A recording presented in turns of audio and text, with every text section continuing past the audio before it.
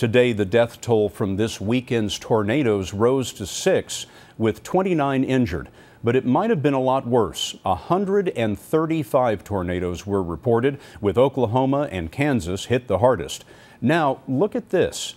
The areas in red are where the warnings were put up way ahead of the storm. And that, Dean Reynolds shows us, helped save a lot of lives.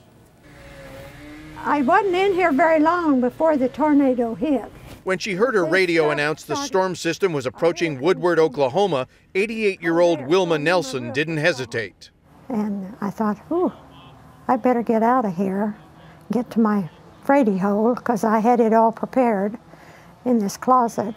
Her granddaughter-in-law, Janelle Semmel, said a day's worth of warnings from the National Weather Service saved lives. We took it very seriously because of the buildup that they had been talking about all week of the chances of storms that we had here. Over much of Kansas, where most of the twisters touched down, the Weather Service also tried out new attention-grabbing alerts, replacing the old admonition to take cover with "you could be killed."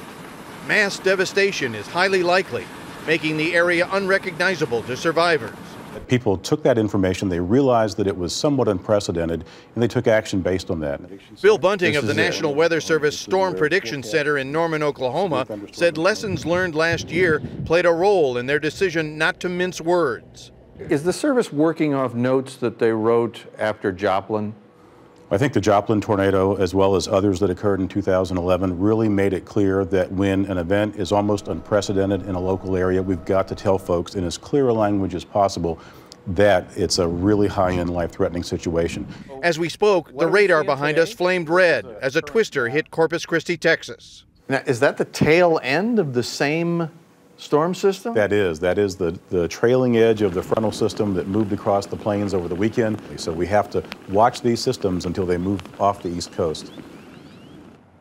Of course, luck also played a role over the weekend, Scott, because when these tornadoes touched down, they did so only briefly and often in sparsely populated areas. And just the start of the season. Dean, thanks very much.